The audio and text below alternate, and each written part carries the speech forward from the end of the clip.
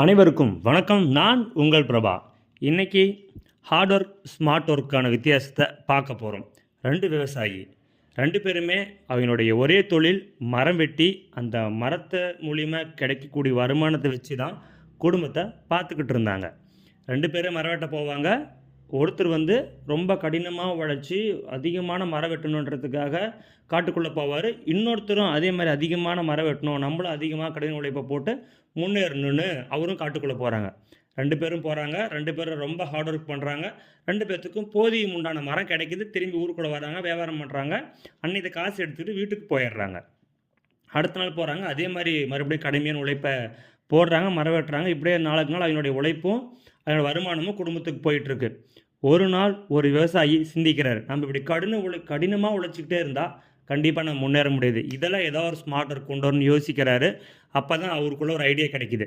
நாம் தினமும் சும்மா கோடாரியை மரத்தில் போட்டு வெட்டி வெட்டி கோடாரி மொன்னையாயிடும். அதனால் கோடாரியை சாண பிடிச்ச மாதிரி கூர்மையாக வச்சுக்கணும், அதே சமயம் நம்ம ரெஸ்ட் எடுத்துக்கணும் அப்படின்னு யோசிக்கிறாரு.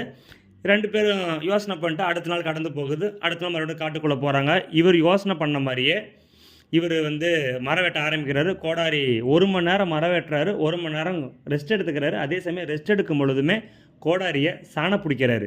இவர் அன்னைக்கு பிளான் பண்ண ஐடியா பாருங்கள். அடுத்த நாள் மிகப்பெரிய அதிக மரத்தை வெட்டி அந்த மரத்தை சந்தைப்படுத்தி இவர் கொஞ்சம் கொஞ்சமாக வாழ்க்கையில் முன்னேறாரு. இதை பக்கத்தில் இருந்த பார்த்த விவசாயிக்கு, என்னடா ரெண்டு பேரும் சேர்ந்து தான் போகிறோம், ரெண்டு பேரும் சேர்ந்து உழைக்கிறோம், ஆனால் என்னோட அதிகமாக மரம் வெட்டி இந்த மாதிரி பண்ணுறானேன்னு அவர் இன்னொரு விவசாயி யோசிக்கிறார். தொடர்ந்து இவர் அதிகம் மரம் வெட்டிகிட்டே இருக்கார். இவர் அதே மாதிரி கடின உழைப்பு கொடுத்தாலும் இவரால் முன்னேற முடியல. ஒரு நாள் இவனை பின்தொடர்ந்து போய் என்ன பண்ணுறான்னு பார்க்கணும் அப்படின்றதுக்காக ரெண்டு பேரும் காட்டுக்குள்ளே போகிறாங்க. இந்த பக்கம் ஒரு விவசாயி போகிறாரு, இந்த பக்கம் ஒரு விவசாயி போகிறாரு. இவனை பின்தொடர்ன்னு சொல்லி இந்த பக்கம் இருக்கிற விவசாயி இவர் பின்தொடர்ந்து போகிறாரு. 1 மணி நேரம் மரம் வெட்டுறாரு, 1 மணி நேரம் ஓய்வு எடுக்கிறாரு. அந்த ஓய்வு எடுக்கக்கூடிய நேரத்தில் அந்த கோடாரியை சாண பிடிச்சி இவரும் ஓய்வு எடுத்துக்கிறாரு. அந்த கோடாரிக்கும் கூர்மையை கொடுத்துட்றாரு. சாண பிடிச்சி மரம் வெட்டுறாரு. ஈஸியாக மரம் வெட்டிடுறாரு. ஓய்வு எடுத்து வெட்டும் பொழுது உடம்புக்கு ஒரு ஆரோக்கியம் கிடைக்கிது. அதே சமயம் கோடாரி ரொம்ப ஷார்ப்பாகிடுது. அந்த மாதிரி தான் வாழ்க்கையில் என்றைக்குமே கடின உழைப்பு போட்டால் முன்னேற முடியாது. உழைச்சிக்கிட்டே தான் நம்ம இருக்கணும்.